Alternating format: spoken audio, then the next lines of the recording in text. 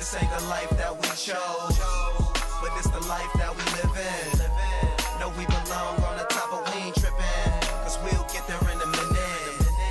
Yeah, we'll get there in a minute, cause we'll get there in a minute. No, we belong on the top, but we ain't tripping, cause we'll get there in a minute. What's going on, man? Back again. We'll get there in a minute. Season 2, episode 2. Man, I'm excited for this one, man. Shout out to our guy too, Willie Fresco on the productions, man. He's doing that. So, you know what I mean? I feel like we're doing something right now. I feel like we're doing something. Trev, you killing the count. You remember the episodes? Like, listen, you know why? It's up there. You know what I mean? Like, yo, I don't gotta remember off the top of the dome. It's right in front of me. Like, you know what I mean? It's episode 2 of season 2, but we a lot of episodes deep. But you see, we went and put some backing behind it now, a little bit of funds, you know what I'm saying? But shout out to my guy, Willie Fresco, man. Definitely he's doing numbers for us. So we appreciate you. What's going on, man? What's up with it, man? What's the word out there? Oh, fuck it. You know what I mean? Everybody quiet. I'm gonna shout out to my brother. You know, Tag got the merciless concept, you know, got the heavy metal swag going on, you know. Mm-hmm. You know, Big Turbo on a lot of things, man. They call me Big Metal when I'm at the concerts. Like, you know what I mean? I'm everywhere with it, you know? So shout out to y'all. Big Metal, bro. Big Metal, man. Okay, I dig it. Seth, what's the word with you? Shut up.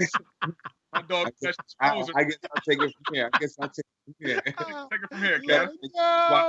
Back is making an appearance. Guest appearance. Who making a guest appearance, Kev? The McDonald's Wi-Fi making a guest appearance. Oh yeah, McDonald's Wi-Fi with the big homie Sesh, man. Yeah, come on, Sesh, you get money now, man. Stop stealing Wi-Fi, man. We throwing out names now. I got a few nicknames. What you got? I got the Humane Haitian. Ooh, I got the Sikh Sensation. Ooh, what's up? Hey, talk that shit, Kev. That's a bar. That's a bar. Come up with a few bars though. I just need a couple minutes. I don't come off the dome all that well. Facts. Shoot. I was gonna get into some things, but I'm trying to wait for Sesh to get back in here. Hopefully he's looking good. You know what I'm saying? Because somebody paid up their debts. You know, I wanted to talk about that too. You know what I mean? Oh, he's back. I'm back. That's crazy. You know, tell us what happened, my guy. Well, you know what I mean? What happened? Power went out. Quick flash. Quick flash. Okay. Had to get it back on. You know? Hey, I know you got the generators on deck, so it's cool for people like you. Oh no, generator not set up though. You know what I mean? See, I'm broke, bro. Power going out any time of the night. It's a lot of lights up in there, man. You got 100 rooms. You know what I mean? But word, Kev missed out. I missed though. We ended up hitting this little chicken and waffle spot, state lunch in Augusta, man. Shout out to them. Phenomenal. Me, Sesh, and DZ, we had linked up today. DZ paid out his bets, his O's, his debts, I should say, to me at least. So thank you on the lunch. It was phenomenal. How was it? I mean, it was great, man. We all got the chicken and waffles, you know what I'm saying? Some garlic fries, the sriracha wings. We was cooling, man, enjoying it. Gave me real Brooklyn vibes right there. Real Brooklynish vibes in the spot. New Brooklyn or old Brooklyn? That sounds delicious. Definitely New Brooklyn. Definitely New Brooklyn. 100%. You know what I mean? But it was cool though, man. It was cool. Chopped it up. You know, DZ, I think I was 100 for 100 on all my picks. Well, we ain't gonna talk about that, man. I just want to thank you. Shout out to the Bills. Shout out to the Ravens. You know what I mean? Yeah. I was just say shout out to the Colts, but it's all love. The Rams. Pick them too. Yeah. You was on point last week. He was on point. We'll be on point this week when we get into them picks too. So it's all good from there. You know what they say about a broken clock? You know what I mean? Right. Oh, it happens. When you got Kev saying right, you know I'm gonna be good next week, this week too. So I'm good. You know, because Kev, you'll give Kev all information. He gonna come back and say we ain't give it to him. I made my picks beforehand, man. I make my picks beforehand. But you picked at the spot with the information My presented pick to was you. already in. My pick was already in. But then you can't use that and say the reason why you didn't. Never mind. You know what? That's what you do. Yeah. I wasn't informed when I made the decision. It's what was the point that I was making. Speaking of points, you make a lot of points. I tried.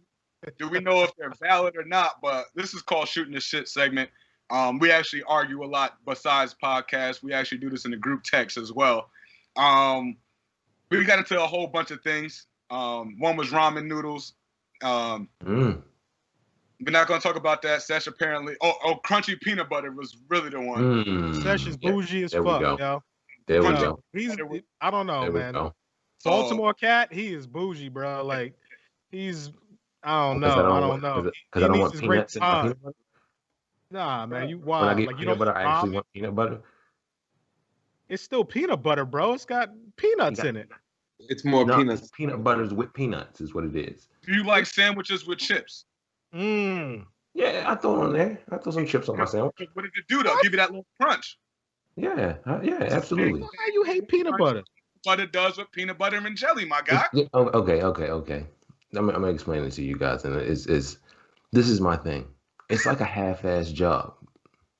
What? That's what I felt like when I first had it. This is as a kid. You gotta remember, like I said, you were who you were before you got here.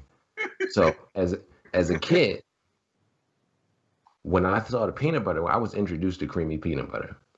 I'm like, bet I like peanuts too. I love peanuts. Grandpa used to boil them, all that. My grandpa down south, boiled peanuts. Wow. I got the crunch. I went over to a homeboy house. They had the crunchy peanut butter. They didn't let me know. Didn't tell me, no heads up. Bro, we don't do the creamy over here, just crunchy. Get the peanut butter sandwich. I bite into it. It throws me off. I'm thinking like, okay, they must make their peanut butter. And somebody must have got the mash in it, whatnot, and just was like, you know what, this is good enough. This is creamy enough. And it just was half-ass done. And ever since then, that's just how I see it, bro. Exposure leads to expansion, and you didn't expand. You got traumatized from a sandwich when he was like 8. 100%, bro. Bro, I can't lie though. Wow. You go to somebody's house to eat a sandwich and it's crunchy and you don't know what's in it. That could be a little scary, bro. You know what? I will agree with that. I remember one time, man, I went to my boy's house after a basketball game, and they made, you want breakfast in the morning? Yeah, for sure. Saying normal eggs and bacon. I'm like, boom. So I get the eggs, right? Not only did it have onions in it, they also had the shells in the scrambled eggs still. I guess that's a thing. Threw me for a loop. Like little crunches of shells. It's like they cracked the egg open, scrambled the eggs, and threw some shells in there. I think that was a mistake. Mistake. I hope that's a mistake. I don't know. Never went back to their house after that. Yeah, you need more friends. You got to upgrade your friendship. I did. That was it. I can't even tell you his name no more. Yeah, because after that, Trev invited him to Chinatown. Yeah, you know what's crazy? Crazy as shit. Yo, out of all of us, Kev's got the biggest hive. Kev, what? Kev has the biggest hive, and I'm saying this out of pure hate. Okay. Let me put you on, right? There's this girl, right? Now we all married men, right? But I had class with a girl. She's an attractive girl, right? She's gonna hear this pod. Big fan. She's a big fan, right? So then, she told me, she found me cute back then. I was like, all right, conversation getting lit. And then, like, she starts talking about Kev. Like, why are y'all so mean to Kev? I'm like, I'm not gonna lie. Full disclosure, I'm hating. Fuck Kev. Like, what you bringing up Kev for? Like, you talking to me. Let's talk about how you like me. Nah, I'm saying, though, Kev's got some great points. So I'm like, I don't even know if I should be talking to you anymore. Like, anybody who says Kev got great points, like, I don't need that kind of negativity in my life. But that's not the only one. Like, Kev's hive is strong. Like, congratulations, bro. See, I was going to hate and never say it, but you got the biggest hive out of the podcast, man. Just learned some new terminology. I didn't even know what that meant. Yeah, no deodorant, all that. Like, you got fans of that. Like, that's wild. Wow. So Kev don't know what I told you. Kev Squidward, bro. I said, he still got to get out of 2012. But I'm not surprised. every You know, like every Bayhive, Friday, like Beyonce got a hive, Kev. every Friday night is a journey, bro. I'm learning. I learned Man, something new. Kev just got a DSP in 2021.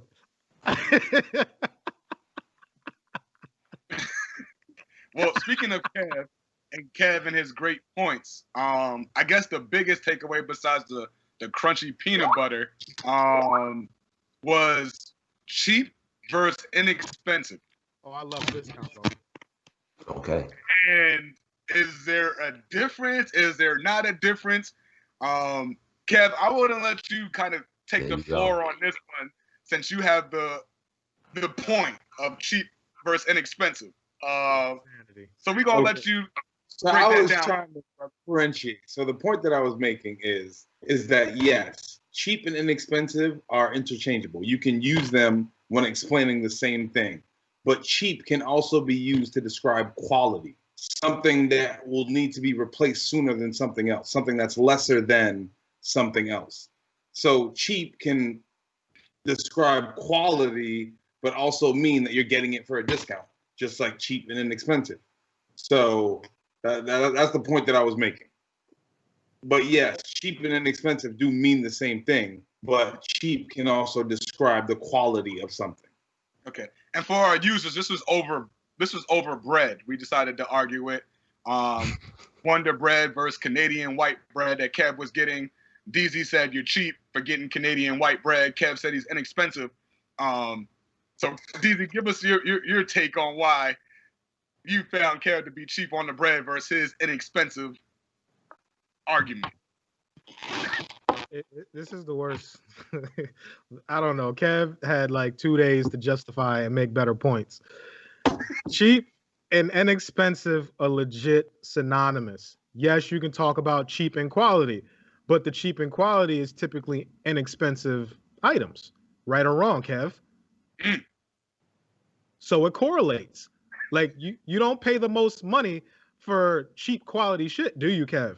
But it doesn't always go the other way.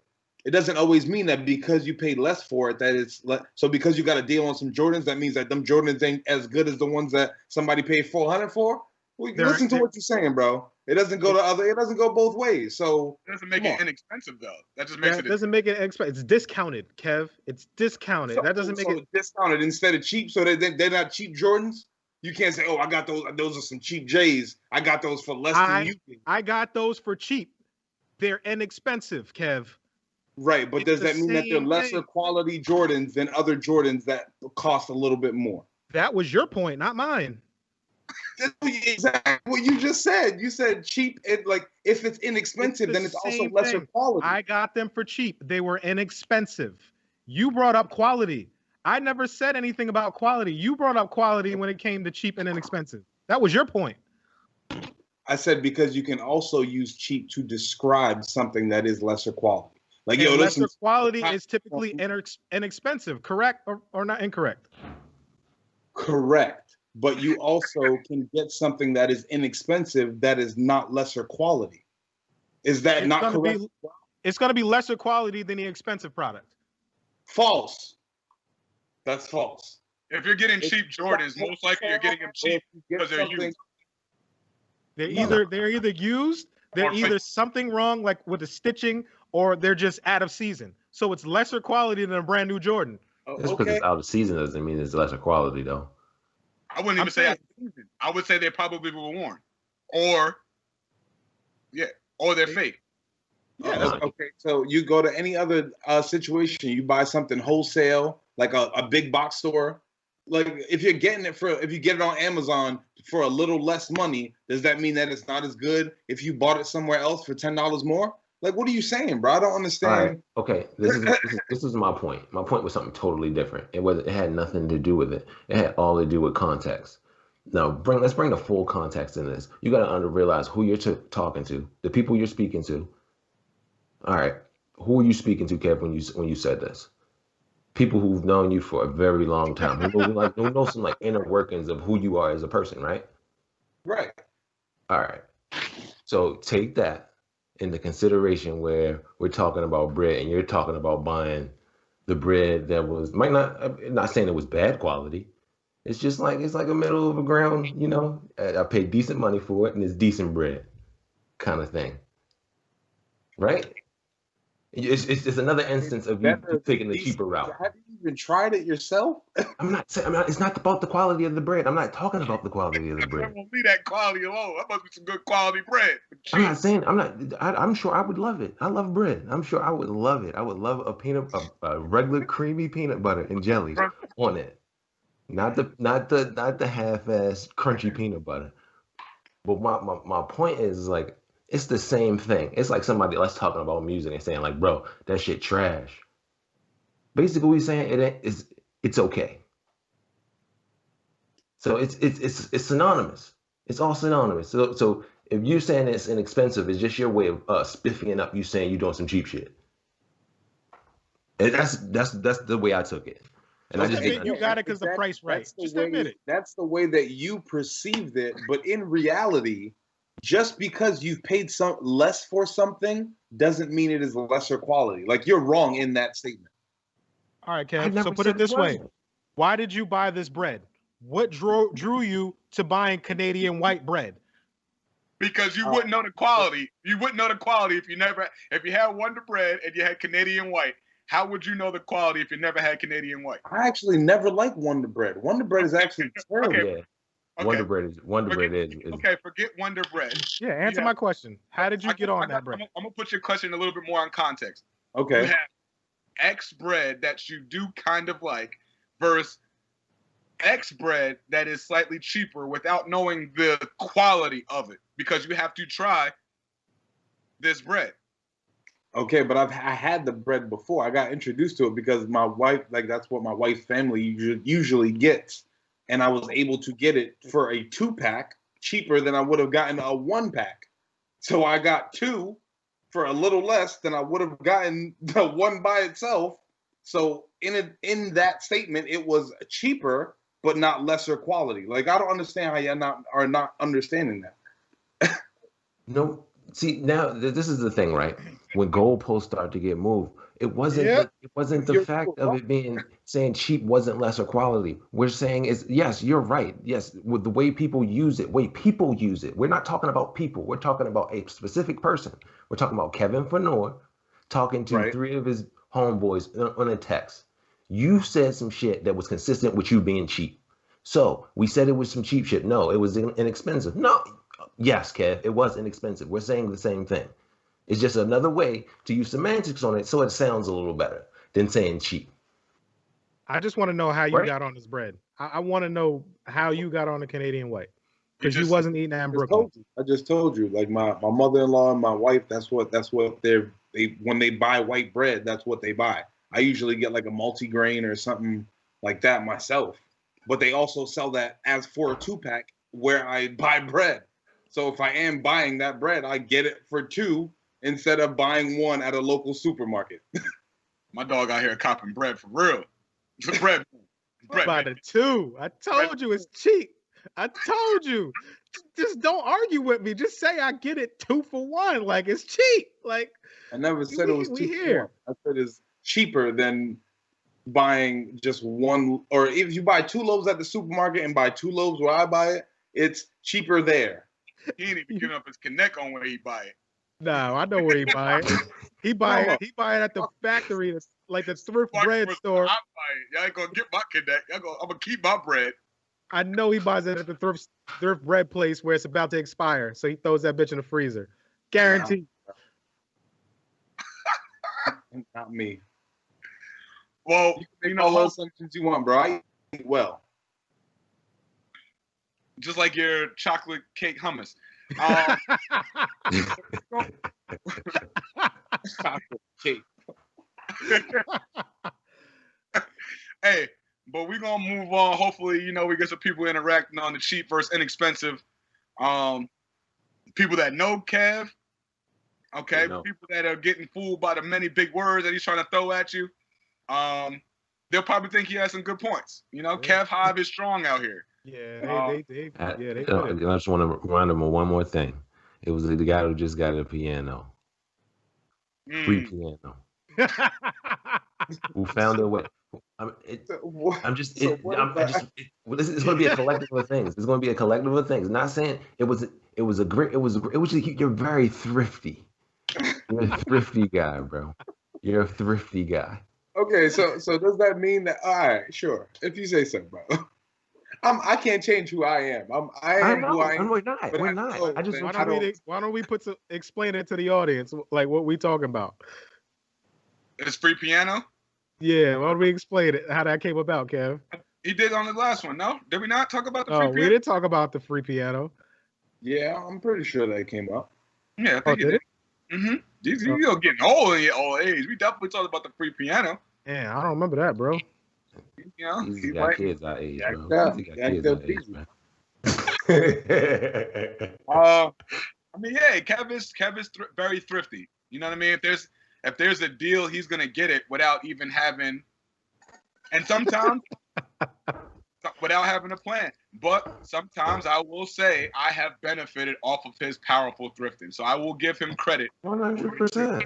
100%. That's why I want him to walk in it. I want him to walk in his cheapness. I want him to walk in his cheapness, bro. I But want him see, to be it can him. I want be correlated in many different ways. That's why the perception is not to say it's everything, but it's somewhat important because I don't want people out here thinking that I'm out here eating minute rice and freaking like that's not at all the case. I eat very well. You do eat well. I'll give you that. You just are thrifty. But I'm gonna pay less for it than you do. And if I need something, you That's dope. randomly might have it. that's a fit It's ass. almost not. It's kind of crazy. Like it's not a real thing to say. Yo, I need X, Y, and Z. Yo, let me hit up Kev before I go to the store. It's a gift and a curse, bro. It's amazing. But we you know, hopefully the hive's gonna come out and see and hopefully unhive themselves with Kev. But we looking like we in the long haul for this one. Yeah. You know, but so we had some good stuff happen. You know, everybody's been talking about it. Hot topic of the times right now. You know, the man Trump incited a little riot up at the Capitol. Did his little thing, showed up behind the plexiglass while everybody was out maskless, ready to ride or die for him. First off, I want to say y'all are not my real friends because y'all don't ride for me like the Trumpers do. So I'm gonna need y'all energy to try to change that. Well, F all y'all then. At least Kevin can shake his head right away. But on a serious, A riot ain't all that strong, bro. I was just thinking that through. I was thinking of logistics. You know, I'm a thinker. But on a serious note, yeah, it's been kind of the talk. You know, people died. People disrespecting officers that were the Blue Lives Matter crowd. It was a lot of hypocrisy just going on all across the world, or not the world at that time, which is crazy. People taking pictures, selfies, you know, cops letting them in. A whole lot of stuff went on. Just what's y'all take on it, man? Let's get into some nitty gritty about that, and then we can move on. Obviously, it's the hottest topic. What's y'all thoughts? We want to take it. Man, I loved it. I'll go first. Yeah, exactly. I loved every second of that shit, boy. It was one of those things that it's you wait for people to show their true faces, and that was an opportunity for a lot of it to happen in that way. But the inequalities is kind of crazy. It was kind of like, not to say upsetting, but you do get a little pissed off because it's like this shit wouldn't have happened if they looked differently. If they looked like you and I, this shit wouldn't have happened in that way. So that shit was kind of, you know, pissed you off a little bit, but it's one of those things that you allow people to show their true colors, and they're losing their jobs when people that look like you and I would have lost their lives. So that's the point that I'll make, and I'll leave it at that. It's a bar right there. Yeah, I didn't need that to I didn't need them to storm the Capitol for me to know that. That's my whole thing. It was kind of sick though, dog. It was kind of sick. I like, part of me felt like DZ, and the other part of me was like, oh, this is disgusting, bro. This is absolutely disgusting. Just to like kind of think, you gotta have a lot of heart, bro. a lot of heart to charge the U.S. like, to start a coup, basically. It ain't hard. It Obviously, ain't hard. I'm telling obviously. you, it's mental illness. I'm telling you. Like you got a president that basically brainwashed a whole group of people to do some shit like that. But they had inside, man. They was letting these motherfuckers in. Like it's not like they was really putting up a fight. They was letting them in. They knew where to go. They knew where Nancy Pelosi's office was to take pictures and throw papers and pose with mail and shit like that. Like they knew what time it was. But like I literally sat at home and smiled. Like I had both TVs on two different channels to see more than one angle. Like I enjoyed every bit of this because I wanted America to take a look at this. Like this is the one moment where you get to see the different side of a riot, like a true riot, like how protest turns into a riot and how peaceful the actual Black Lives Matter, I guess you want to call it a riot, but like it's just something that needed to be seen, something that needed to happen just so everybody can realize what the fuck is real. It ain't, and I don't think we didn't need, that's what I'm saying. We didn't need that to know that. I mean, there's some people that needed to see that because it was Blue Yes, sir. Lives Matter and we were disrespecting this.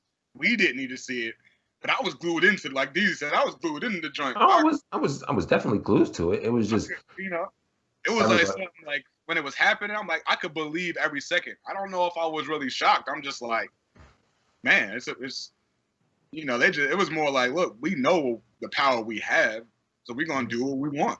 And, yeah. I mean, it was crazy. Like, then you got people saying this isn't America. Well, yes, it is. And that's the hard truth. Like, and this is the thing, like people got to be able to say, like, yo, you can criticize something and still have love for something, right? You can love something and still admit that there is more things that need to be fixed. Like, I love myself, but I know there's the flaws that I have, and I'm gonna work hard to fix those. It's almost like, you know, people don't want to realize and act that way about America, like it ain't got no problems. Like, shit was nuts. But it, I mean, like DZ said, man, I was out there I was watching on 8 different shows. You know what I mean? I had all of them, man, from CNN to Fox. You know what I mean? I had my computer on one end, 2 TVs. Fox was trying they damn not to show it as best they could. I'm like, come on, Fox, you can't keep holding out. You know, Fox, if you see us, man, come sponsor us, get us on. We'll talk too. You know, but you know the craziest part about that? Son was nowhere to be found and had his right-hand man in danger. Who's that? Trump. Trump was nowhere near that shit. Pence was running for his life. Like, how crazy is that? Like I'm gonna incite this riot. I'm out of here though. But I know you in there. Well, figure it out, my mans. We ain't gonna sit here and act like Trump is. He ain't stupid. Everybody else is stupid that keeps defending. He like whatever. I know I'm gonna say whatever I want. Y'all gonna follow me. Y'all gonna risk your life for me, and I'm gonna get up out of here and do what I love to do. Because he loves the attention. So you got people really out there, the Ted Cruz's of the world. Like, yo, bro, just say the homie was wrong for 5 minutes. Like, you know what I mean? Like, you ain't his real friend if everything you feel he does is right. Like, that's just how it goes. But yeah, Pence out there, you know, almost got stomped out. Hey, it's just real. That's all I say, man. You know. But word. What do you think those people are though? Like as people. Like if you would like put them in society, I honestly think it's a bunch of like middle class to low class white people who feel like they going unheard, and I think this is the first time for them. They feel like they can feel a shift.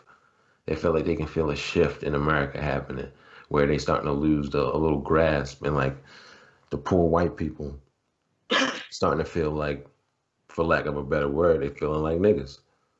They feeling like don't nobody care about us, don't nobody talk about us. Like they're really starting to understand it. This is like it is what it is. It's like they starting to feel like you're trying to take them away. Same way we felt for all our life growing up, police, everything. It's the same thing.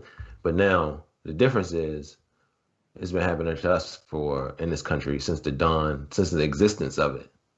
it happens. They start to feel it within this last 10 to 20 years. They storm the. They storm. They going to D.C. with the rifles. They storming. They storming the Senate. This shit is crazy because this is all over a conspiracy, though. Mm-hmm. Right? A conspiracy. Like, Conspiracy. But that's what it is. That's what it's about, right? Conspiracy, the votes. It's more than My man made a cheat call. This ain't even about the votes. My man said, "Yo, if you ride for me, ride out." That's basically what he said, and they rode out.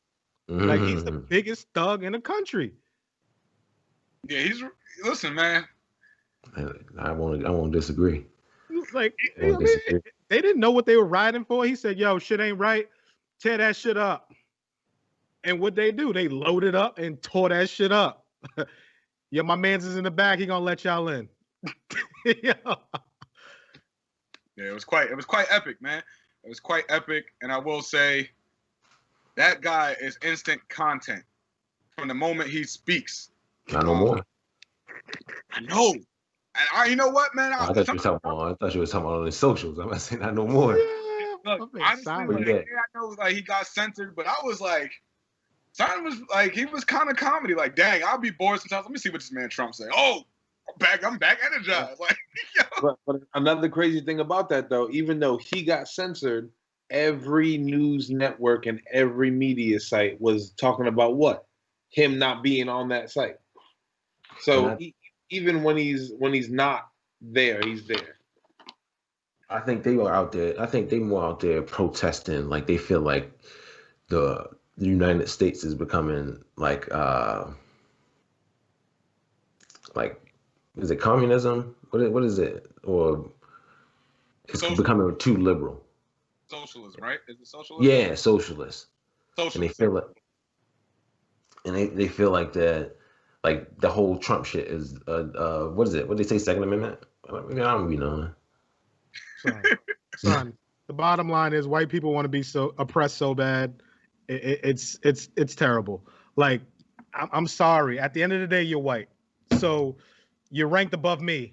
Like talking shit right now. Like, I'm sorry. It's not that bad. It's really not that bad. Socialism, like, people don't understand it.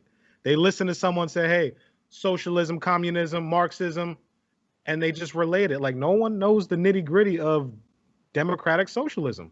Like, people don't know that. Like, people taking stimulus checks, that's a socialist act. Like, oh, absolutely. No one knows what the fuck socialism. An ambulance coming to get your ass when you break your leg, that's socialism. The roads being paved and plowed and all that shit, that's a socialist idea. Like, people do not realize what the fuck socialism is, and it's sad. Like learn what you going up against before you start. You know what I mean? Because like you said about the poor whites, in capitalist economy, you're gonna be poor and white. It's not the black person's fault. It's not the immigrant's fault. Like, it's the way it's designed to keep your ass poor, and that's what you are.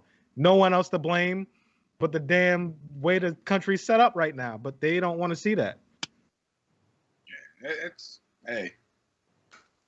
One thing I do love is human emotion. So I was tuned in watching all of that. We were gonna get into the inauguration. Trump's not going. I guess some more gigs. Yeah, Trump's not going. He said it. Yo, he's a real one. He's a real one. You know what? Listen, for all the stuff 4 years of BS the man has given us, he has given us great content. And even though I'm not looking forward to necessarily getting older down the line, I will say I will be so interested when all of our kids are in high school and they are talking about this time in America and what the history books are actually going to say, twist, or whatever. And I am looking forward to it, man. I said in the chat with my guys, like, hey, you guys remember this time. And remember what the history books are actually going to say. You guys are living through this. And I think that is what I'm looking forward the most in these social studies and history classes that, you know, we have all taken growing up that have either washed away the history, never talked about it. Mm-hmm. I am so interested to see how they break down the pandemic, from how it was handled to when he got in office to every little bit, all the riots. protests from across the world. How are they going to paint this picture? And especially the last picture of this now is, hopefully it's the Capitol, but the inauguration, there's still something left. So who knows what can happen there. I think you're answering your own question already. What's up? You're answering your own question. Who's writing the textbooks? It's not you. It's not me. You already answering your own question, bro. Damn, Kev. Damn. Yeah. That's real shit. Question for you with all this, and I'm not gonna say my side of this. I just want to ask you a question, everybody else's question. With all this talk about diversity, equity, inclusion, all these DEI, all this and this going around, do you think that maybe will change the history books as far as who's been writing them, or? Absolutely not. I think the education is power that I think we're behind a lot of countries in the world, but in terms of the way that education is handled in America, that's something that I don't feel that that will ever actually be equitable and diverse. Because then we'd actually have to start talking about how we ended up on this land that we call America.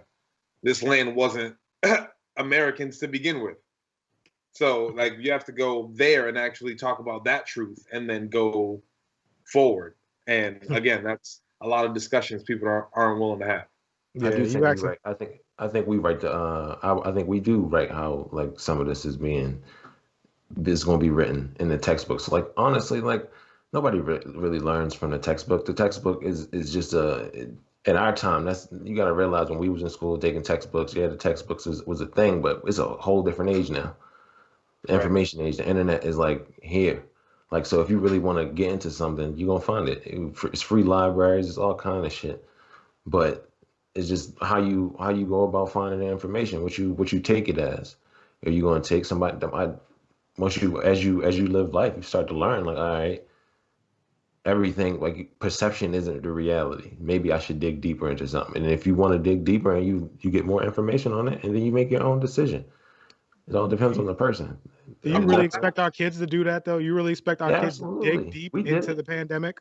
No. I think so, yes. There's adults that don't do that. Like, that's why we're in the state we're in right now. Like, kids are not that interested in what happens in 2020 and 2035 that they're going to be like, I want to know what really happened. Like, the chances of that is slim to none. Like, they going to post these outfits. Like, there was still information for us to really dig deeper and find out, but we went to school, whatever. They told us about Christopher Columbus, cool. So I think the change in textbooks is going to be certain white people to take accountability for what's been going on for years. So the textbooks and free libraries is going to be the same thing. How the internet will be somewhat where it is who's writing the blog, right? Who's going in deeper. Who's writing the algorithm when you put in a certain word, where it leads you and what stories direct you. Yeah, it all changes. Yeah, because they're gonna come back to us and talk about it, and we're gonna be like, nah, sit down. Yes, we'll give them game, but that's why I'm so interested to see how it is going to be looked at, right? You know what I mean? Like, to me, I think that's the coolest thing now. Like, we're in a time with history, like in a special point. But that's like you, Sesh. Have you talked to your grandparents about segregation and shit? Yeah. And it's much different than the textbooks presented, right? Yeah. But how many people have that ability to do that? A lot of people. I mean, most people do. I think it's less than you would know. They don't have people that they can ask questions? It's probably less than you. Huh? Yeah, that'll give you the real answer and that really lived through that shit. Like that's hard. But like if I go on Google right now and try to figure that out, it's gonna be different.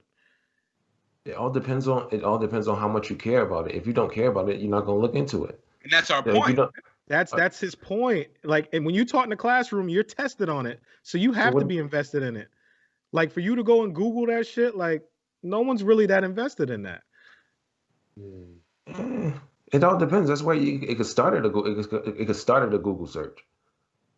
So you have a little bit of hope saying as No far more as so hope. No, it's not hope. It's just it's going. It's, I feel like the same information was out there when we had it before. Well, it's no reason for us to think different. I think it's going to be the same way they writ all the rest of the history books. and that's why I'm so interested because we'll be at a time where You think it's going to change? What do you? I don't know. I mean, 20 years from now, we don't know how it's going to be perceived, right? Like we don't know. This is my thing. I usually just go off of what happened prior and just like giving me the information that I had. Information has always been skewed in some type of way. It's some side of a story that isn't being told always. And that's So the why side I want to know. you want to know what side? You're just saying you're interested in seeing what side they're going. I'm interested in the picture that. Okay, I got you. Yeah, that was the point. Yeah. Yeah, I got you. Is it going to be the truth, or how is this guy even going to be presented in it? Is he going to be this great president that had a few flaws, or is he going to be talked about as almost getting impeached twice? Like, there's so many ways. How did he handle the pandemic? Are they going to say he handled it amazing versus didn't? There's so much that we got to just really be a part of, right? Absolutely. Yeah, you gotta think about it. They didn't tell us in the books Reagan sold dope. Like, you know what I mean? Ran a drug enterprise. You know what I mean? Like, they're gonna tell you what they want you to tell you. Like, they're not gonna go against the grain of the country in perspective. You know what I mean? Of making everybody look good. Mm-hmm. So how do y'all feel? I'm assuming 9/11 is written in the textbooks right now, right? Yeah. I don't have kids with textbooks, so I don't say textbooks, but the thing about 9/11 is there's quote unquote one common enemy. Mm-hmm. Right? We know it is a terrorist attack from outside compared to the Capitol, which is a terrorist attack, domestic terrorism. So for them to go and explain on what happened with 9/11 is very easy because there's somebody to put the blame on. Yeah. Now there is the actual, we have to be within, and how are we going to explain what the mistakes we made as a country? What about this? Yeah. Just think about how they silver lined the Civil War. Like, just think about the silver lining in that. Like, they didn't really get into detail on how fucked up it was. They just say it happened.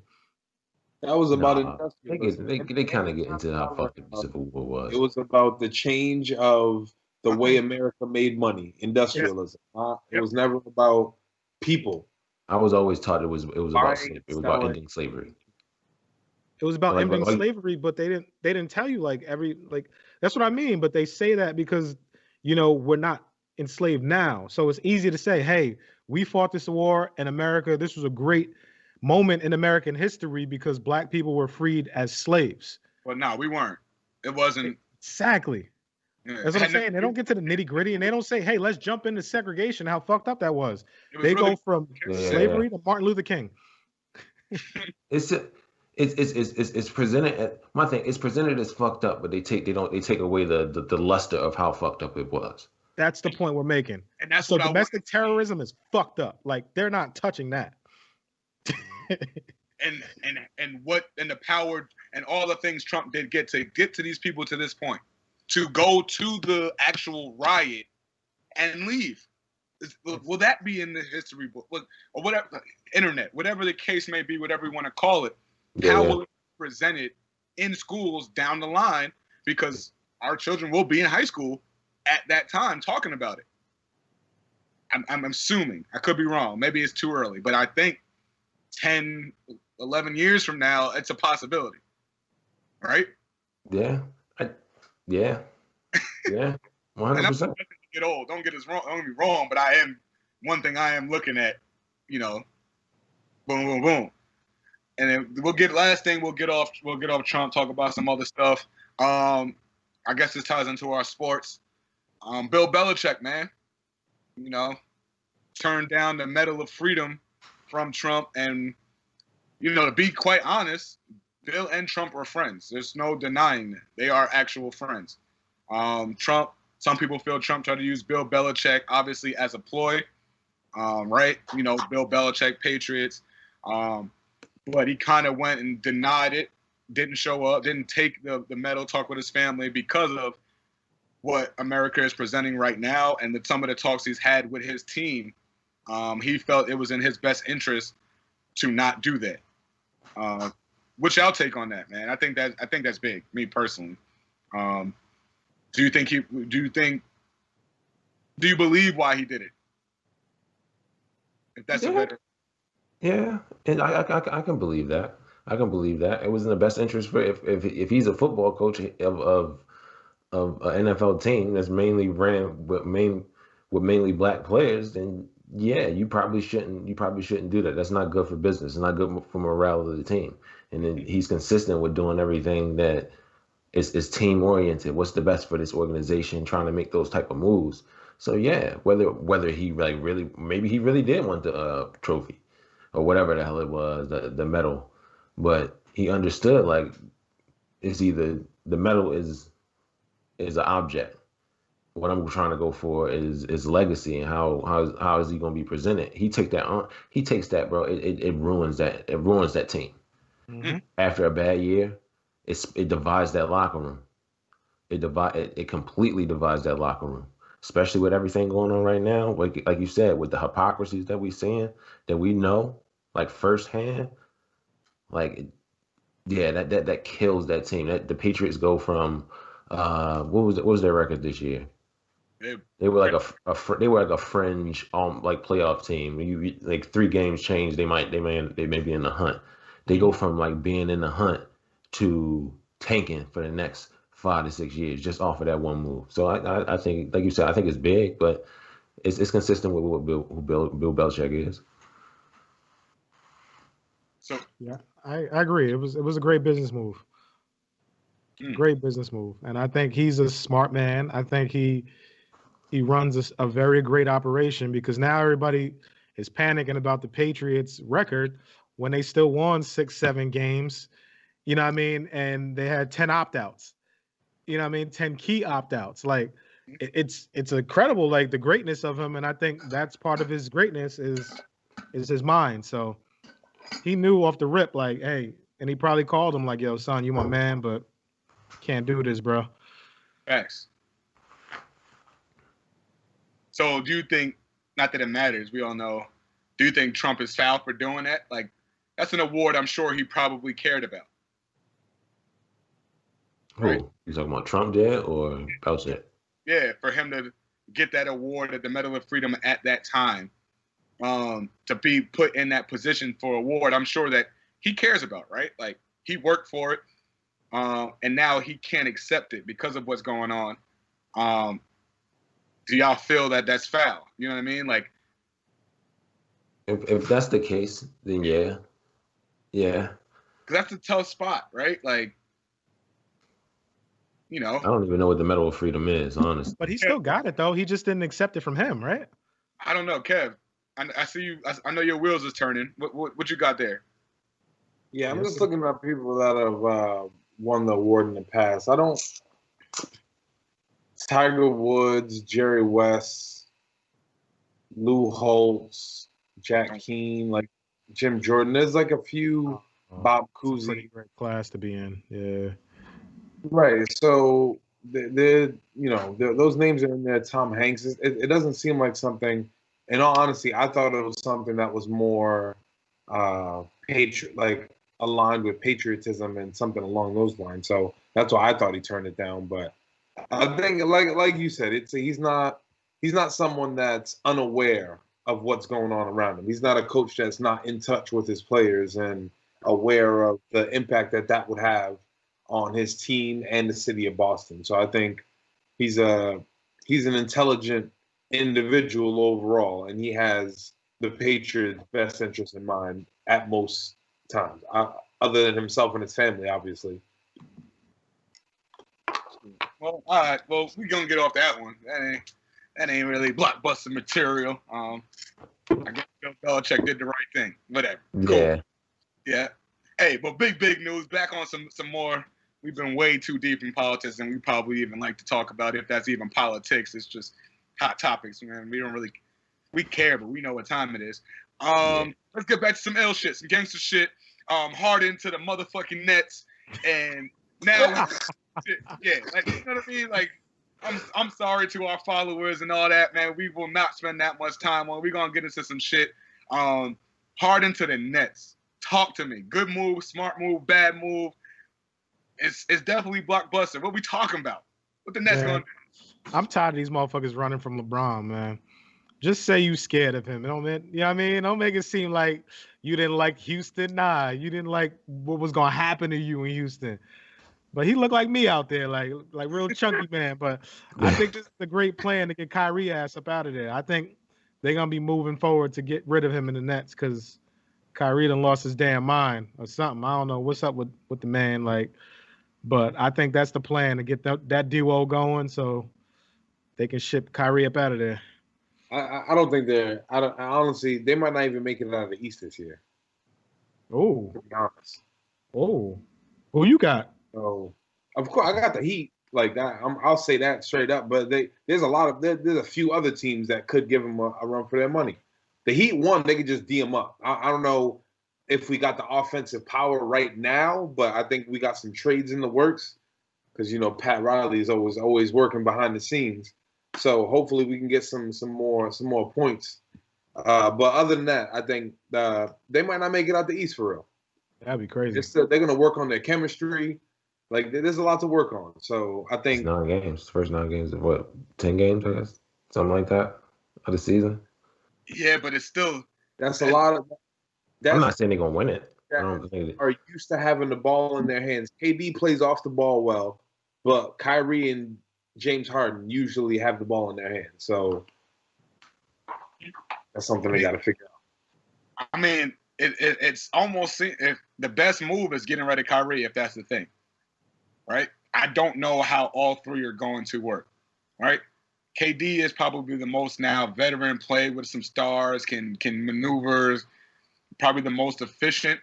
But when it comes down to James Harden, a.k.a. looking like Antoine Walker / Baby Deezy, and then you add Kyrie to the mix, both very, very dominant ball handlers. That's a lot. That's a lot. I'm interested to see how it works, man. That's Lakers in 4, but James Harden said he wants to win. So do you think he's going to start playing off the ball more? Screen?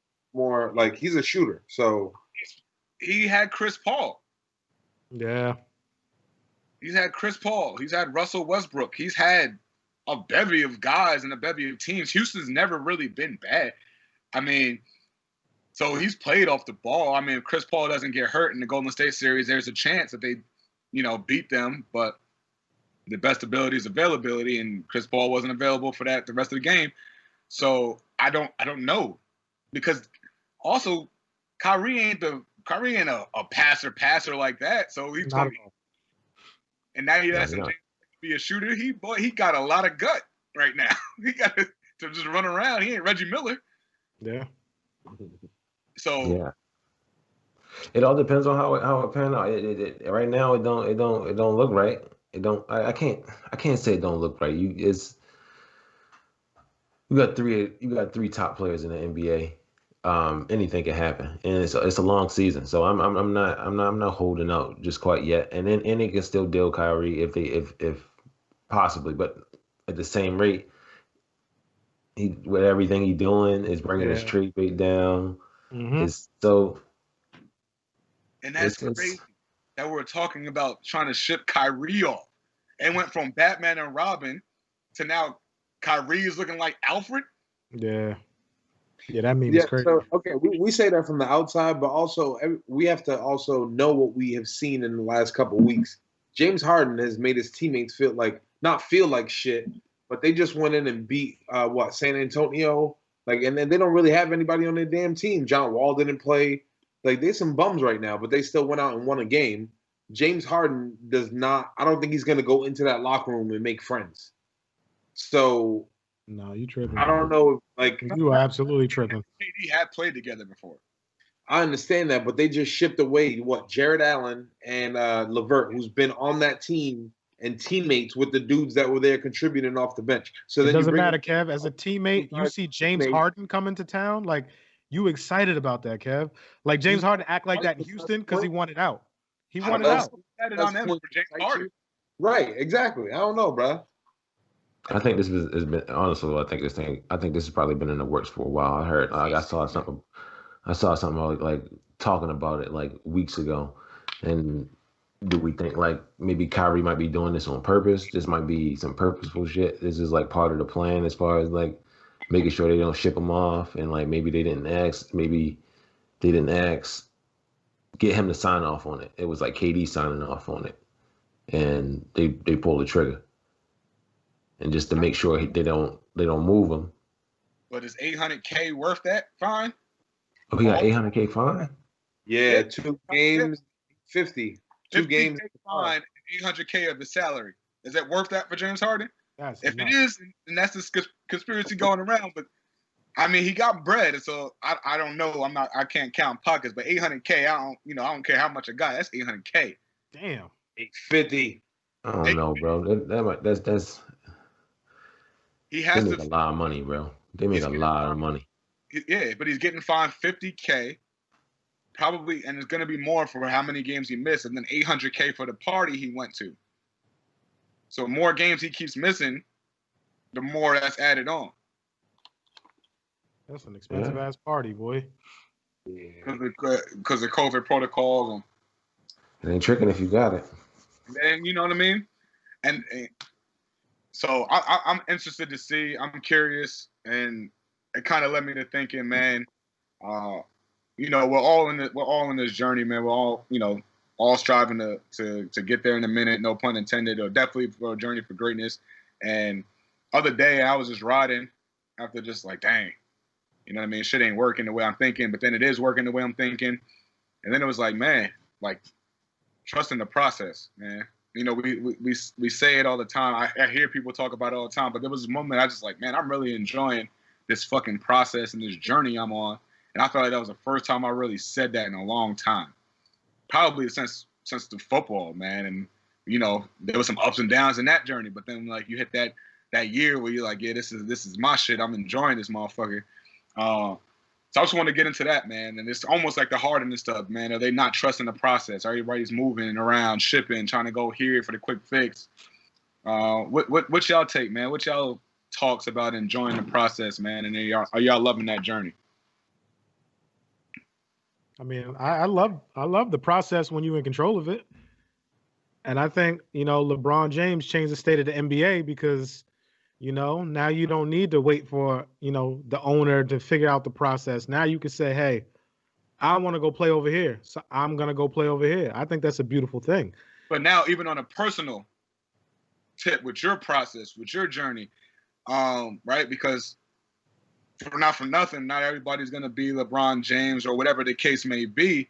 How would you describe to anybody young listening, anybody in our, whatever the case may be, how would you get them to trust the process of maybe they don't know what they can control of the process or you can control of the process? What would your take be, man?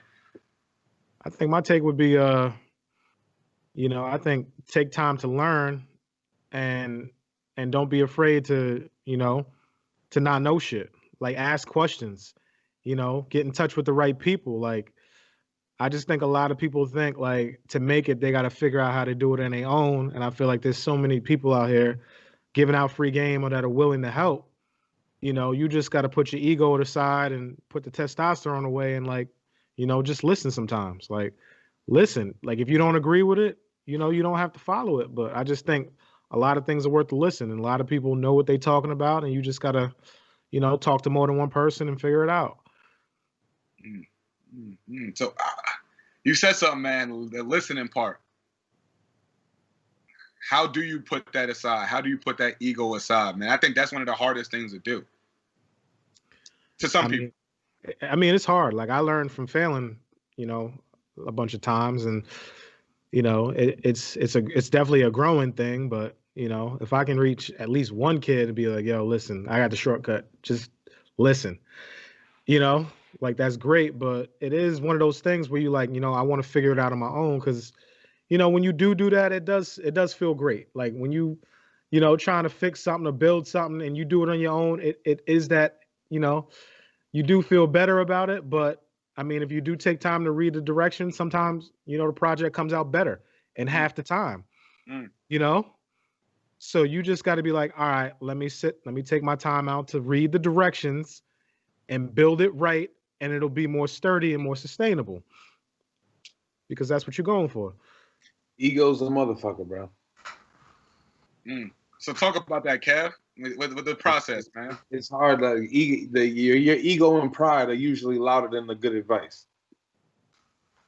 So it's hard to quiet. It's hard to quiet that ego and that pride and yourself saying, I know I could do it. Why the hell he's telling, like, you know? So you almost turn your ears off to an extent, and you're not really willing to take in that information because you feel like you are already at a certain point. And that's usually what gets to people, whether it's athletes, whether it's people trying to make their way through a business or make their way through business structure or different, you know, the office structure or whatever it may be. It's more that willingness to say, okay, I don't, like, Derek is, I'd say, famous for it now, saying that I don't know everything and I'm okay with that. Like, that's one of those things that not a lot of people are comfortable in admitting, is that I'm not the smartest person in the room and I'm willing to shut my mouth and open my ears. So ego and pride sometimes, I think, get in the way. I mean, you're the dumbest person in the room. You can learn the most. Is the way I always present myself. Like you said, I'm not the smartest guy, but I'll figure it out. I'm gonna surround myself with people that I can gain something from, and I'm gonna shut up and listen, ask the right questions. But when we talk about the process, Trev, I think it's trying to, especially if we're talking to like a younger generation or anybody really in general. It could be somebody our age. Yeah. You know, I think it's with like in that moment, that's you like falling in love with the process and like falling in love with like the now, not like trying to fast forward it. And I would say that in the bring it back to like the whole James Harden thing, that's where I get stuck sometimes because I'm thinking about it like, all right, yeah, you do trust the process, but like how long do you trust the process before? Or is it a process? Is it a part of the process for you to move on and figure that out, especially when you take into consideration like age and everything like that? But when you fall in love with what your situation is now, the good, the bad, the ugly, and everything that like in that situation, like what's going on right now in the second, you can appreciate it for everything it is. And when you appreciate it, you can give everything you have. You realize like it's this, all we are is just like makeups of just like this one moment, just like continuously through our lives, like and what happens in that moment, how we react to certain things. And once you realize that and you can appreciate it for that, that might be the key. That might be the key to like, some people might think that's like the key to life, the key to life, the key to like happiness, like sustained happiness, like being able to find happiness in what you have and like the right now. But that at the same time, that doesn't mean like not wanting more. It just means that you're happy with what you have and you're grateful for the moment to get more, in a sense. But that's what I would say. Okay, young Buddha. I see you, son. That boy's spitting some game, and I think that it's so true, right? Because we always do want more, but there's like that part where it's like what you want more, you want it now. So sometimes that journey or that process is so hard to always to trust it, right? Like, and that's where we all, I'm sure, you know, speaking for me, I know that's where I get stuck sometimes, right? And like I didn't really, you know, just going on a personal experience, I didn't really get it till like I went back home and looked at the business growing, and then came back up, and we were all in a bubble Wednesday, and I'm like, it's happening. I'm appreciating all the stuff, but when it was, you know, Sesh, you know, when it was getting there, we were getting the clinics, and boom, pandemic hit. And everything was like, dang, that was all the momentum. I'm like, this can't be the motherfucking process. Like, am I really gonna have to move on? Or, you know, your wheels start tripping. But something told me just like, yo, whatever, just keep getting, don't quit. The circle we have, us always talking. People might not have that circle, right? But people might have a journey or that end goal that they see. So like, how do they, you know, and that's, you made up another great point is, when is it time to move on from that process? Is it still the same process, or not the same process? Is the goal the same? You just have to change up your process. Absolutely. Absolutely. It's part of the process is letting go of certain things. And part like maybe what you thought, maybe letting go of what you thought the steps were to get where you had to go, where get to where your main goal, what you were trying to get to. Those steps may change sometimes, and you gotta have you can't have the ego about it, like y'all was kind of saying, to like be able to let that go, to realize, to look at it and look at yourself and take you in this objectively in this situation and evaluate it and say like, okay, am I moving in the direction I want to move or am I not? And choose from there. I think we just overcomplicate shit as people.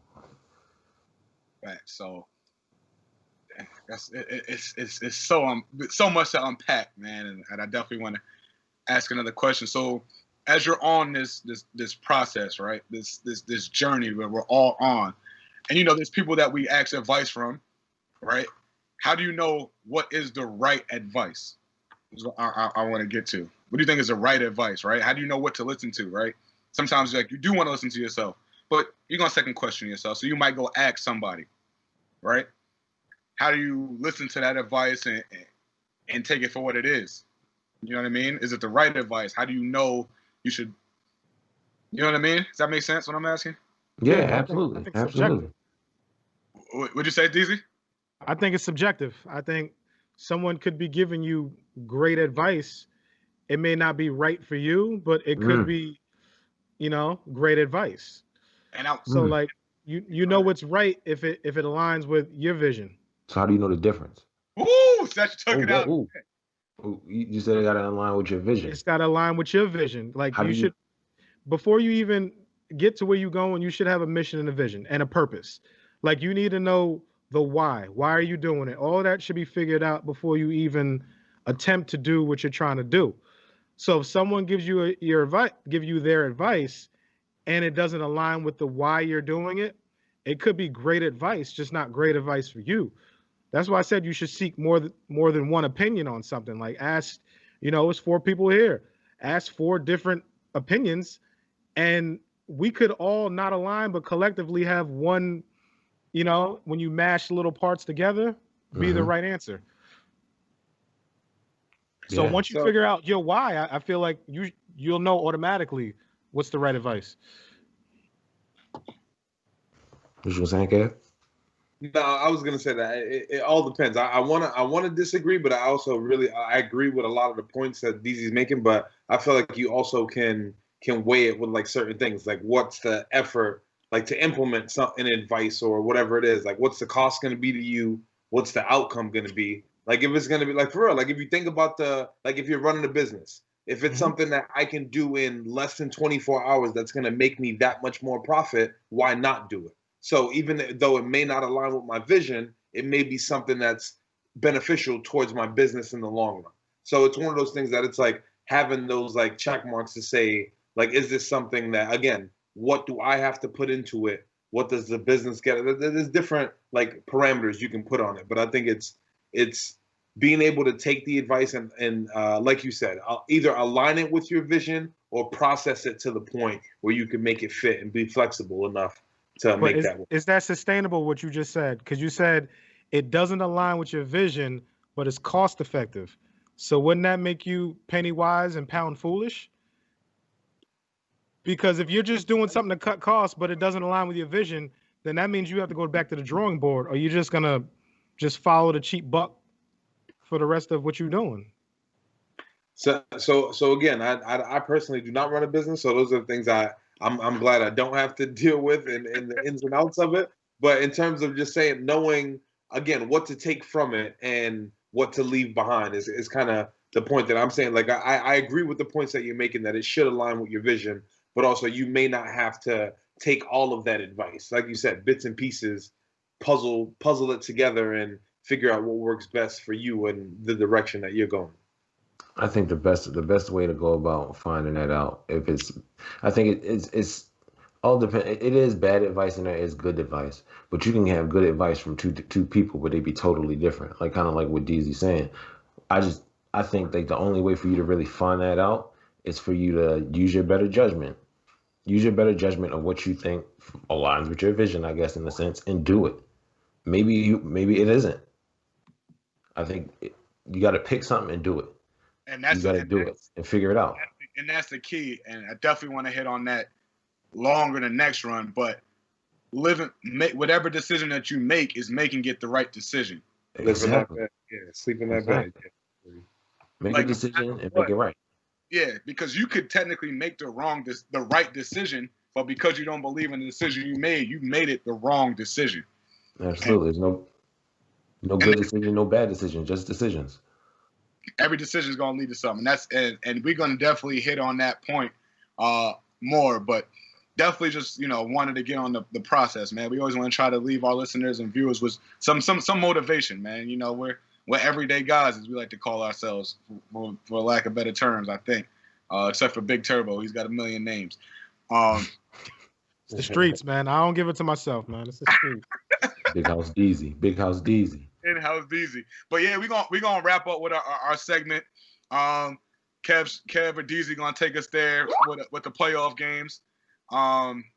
Before we get up out of here, who's playing, what we got for the playoffs, and what's the picks? And we can't go too long with it. We're just going with a yes or no, and boom, boom, boom. I bet. So tomorrow we got first game up is the Rams and Packers. I got the Pack. Come on, man. Go, Pack, go. But I am nervous about the Rams, but Pack, go. Anybody else want to disagree? I'm taking Packers. I take the Packers. I got them in my Super Bowl pick, so I got to take them. Packers. Okay. All right. Next up, last game of the night, we got tomorrow night is Ravens-Bills. I got the Ravens in a close one. Mm-hmm. I think the QB matchup is going to be where it counts, and I think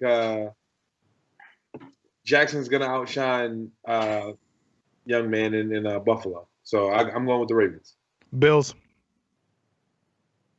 Because of what you said, Bills. Ravens, obviously. So I'm the last one on this pick, huh?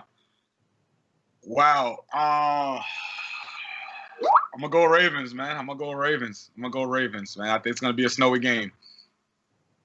Yep. I got bets again. We'll make that work. I'm into it.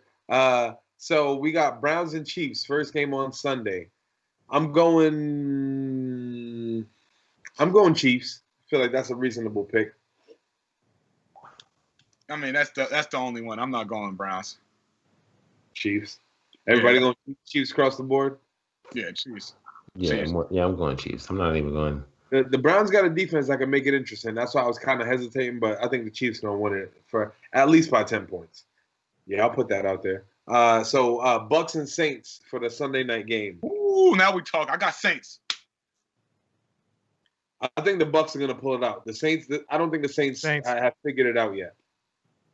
Saints. Yeah, I was going to say Saints too. I got bets too, Kev. I got 2 games with you. I will say. I think the Chiefs Browns game is going to be closer than. Yes, I do think. I think it'll be within 7 points. Okay, I'll take that one. All right, who we got for the last? Is that the last one? That's it. Bucks and Saints. It's 4 games. Yeah. So, hey, once again, man, thank you all for tuning in. Shout out to what you got. What's the sweatshirt over there, man? What's the sweatshirt there, Deezy? Merciless Concept. Merciless Concept, man. And precision on the and shout out to kombucha too. I'm on the kombucha wave. Y'all get you some kombucha. Can't see it. That's my my nightcap drink. Beans probably. Yeah. Anybody that wants to shout us out, send us some gear, send us some merch. We'll definitely love to wear whatever you guys got going on. DZ on the Twitch, ain't you? What'd you say, Seth? I said, DZ, you on the Twitch? Or both of y'all? No, I'm on the Twitch. I'm back on my streaming shit. DZ, do you even game? And do you even game? And shout out to our production guy, man, the one and only Willie Fresco.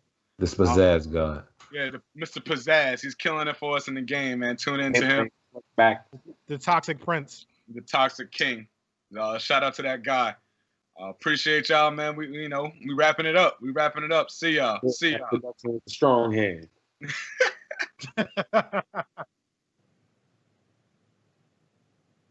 ain't the life that we we chose, but it's the life that we live in. Know we belong on the top, but we ain't tripping, cause we'll get there in a minute. And we'll get there in a minute, cause we'll get there in a minute. Know we belong on the top, but we ain't tripping, cause we'll get there in a minute.